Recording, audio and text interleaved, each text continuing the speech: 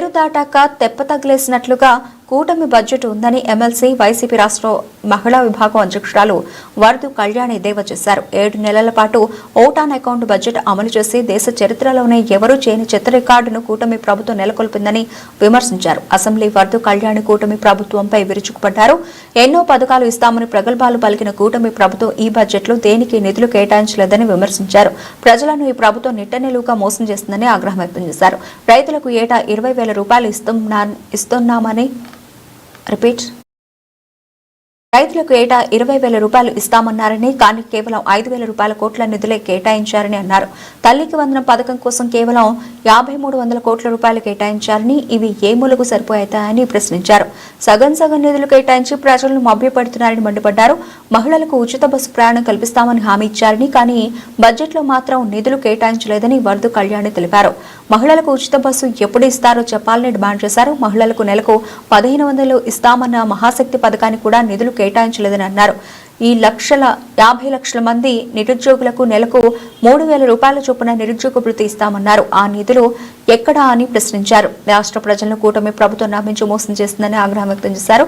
ప్రజలను మభ్యపెట్టి మోసం చేశారని, ప్రజలను నిట్టనిలువుగా ముంచారని అన్నారు. మేనిఫెస్టోలో ఇచ్చిన హామీలను నెరవేర్చాలని వైసీపీ పోరాటం చేస్తుందని స్పష్టం చేశారు. ప్రజలందరూ బడ్జెట్ ఎప్పుడు వస్తుందని చాలా ఎదురు చూశారు అధ్యక్ష. అసలు దేశ చరిత్రలో కానీ రాష్ట్ర చరిత్రలో కానీ ఎప్పుడు ఇలా 6-7 నెలలు ఓటాన్ బడ్జెట్ తో గడిపేయడం అనేది జరగలేదు అధ్యక్ష. పోన్లేండి, ఎప్పటికైనా సంతోషం. ఫైనాన్షియల్ ఇయర్ కంప్లీట్ అయ్యే లోపు దగ్గరలో ఉంటుండగా బడ్జెట్ విడుదల చేశారు, చాలా సంతోషం అధ్యక్ష.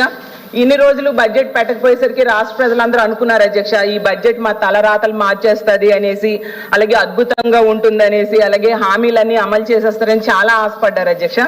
కానీ ఆ రాష్ట్ర ప్రజల ఆశలపై నీళ్లు చల్లేట్టుగా ఉంది అధ్యక్ష ఈ బడ్జెట్ అనేది. అలాగే మొన్న మంత్రి గారు బడ్జెట్ ప్రసంగాన్ని ప్రారంభించే సమయంలో చెప్పారు అధ్యక్ష, మొన్నటి ఎన్నికల్లో మేము 93% సీట్లు గెలిచాము. చంద్రబాబు నాయుడు గారు, పవన్ కళ్యాణ్ గారికి వాళ్ళ మీద ప్రజలకు ఉన్న నమ్మకానికి ఇది నిదర్శనం అనేసి, అలాగే ఈ రాష్ట్ర ప్రజలకి వాళ్ళ మీద ఉన్న విశ్వాసానికి నిదర్శనము అనేసి. కానీ ఈ బడ్జెట్ పూర్తిగా చదివాక అర్థమైంది ఏంటంటే, ఈ కూటమి ప్రభుత్వం ప్రజల తాలూకా నమ్మకాన్ని వమ్ము చేశారు అధ్యక్ష, అలాగే వాళ్ళ ఆశలను కూడా అడియాసలు చేశారు అధ్యక్ష. అసలు ఈ బడ్జెట్ చూసాక ఎవరిని అడిగినా చెప్తారు అధ్యక్ష, మహిళలైనా, యువతైనా, అలాగే రైతులైనా నమ్మించి నట్టేట ముంచారు అనేసి, మోసపోయాము అనేసి ప్రతి ఒక్కరు కూడా ఎవరిని అడిగినా చెప్పే పరిస్థితి ఉంది అధ్యక్ష. అసలు ఈ సూపర్ 6 పథకాల అమలుకి సంవత్సరానికి 74,287 కోట్లు అవసరం ఉంటే అవేవి కూడా కేటాయింపులు జరగకుండా ఓట్లేసిన ప్రజలను మాత్రం మోసం చేశారు అధ్యక్ష. తొలి బడ్జెట్ లోనే ప్రజలను మోసం చేయడం చాలా దారుణం అధ్యక్ష. అలాగే 200 పైగా హామీలు ఇచ్చారు అధ్యక్ష, కనీసం 2 హామీలు కూడా పూర్తి స్థాయిలో నిధులు కేటాయించలేదు అధ్యక్ష.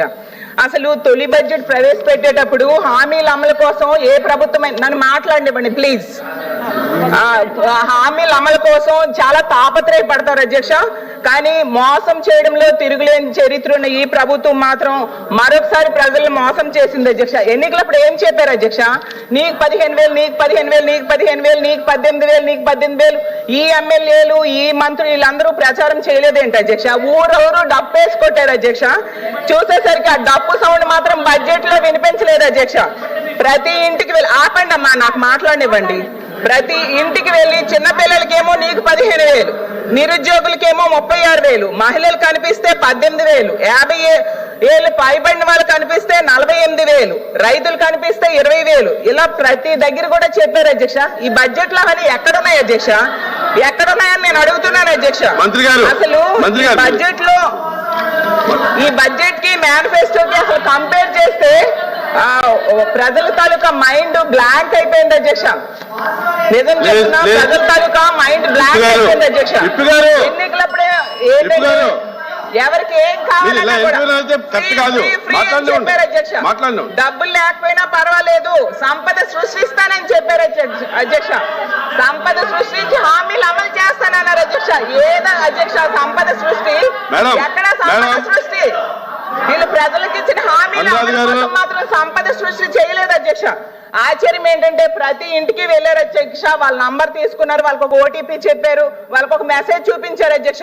మీ కుటుంబానికి ఈ పథకాలు వస్తాయి, ఇన్ని వేలు వస్తాయి, ఇన్ని లక్షలు మీ అకౌంట్ లో పడిపోతాయి జూన్ నుంచి అని చెప్పారు అధ్యక్ష.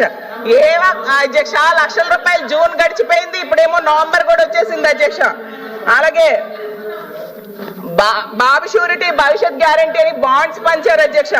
ఆ బాండ్స్ ఇప్పుడు ఏం చేసుకోవాలి అధ్యక్ష? వాళ్ళు అసలు ఆ బాండ్స్ కి ఈ బడ్జెట్ కి ఏమైనా సంబంధం ఉందా అని నేను అడుగుతున్నాను అధ్యక్ష. అసలు వీళ్ళు మేనిఫెస్టోకి ప్రజాగలం 2024 అని పేరు పెట్టారు అధ్యక్ష. అసలు ప్రజాగలం కాస్త ప్రజాగరలంగా అయింది అధ్యక్ష. సూపర్ 6 సూపర్ చీట్స్ గా అయిపోయింది అధ్యక్ష. ఈ బడ్జెట్ చూస్తే మేనిఫెస్టో ఏమో మాయాఫెస్టో అయిపోయింది అధ్యక్ష. బాబు షూరిటీ భవిష్యత్ గ్యారంటీ అనేది బాబు షూరిటీ ఎన్నికల గ్యారంటీలా తయారు చేస్తారు అధ్యక్ష. అసలు వీళ్ళు చెప్పిన పథకాలకి బడ్జెట్ లో కేటాయించిన నిధులకి పోలిస్తే తల్లికి వందనం, తల్లికి మంత్రి గారు అధ్యక్ష మాట్లాడుతుండేది అబద్ధాలు మాట్లాడుతున్నారు అనే విషయం మొత్తం మీడియా అంతా చూస్తున్నారు, రాష్ట్రం అంతా చూస్తున్నారు అధ్యక్ష. ఏమబద్ధాలు?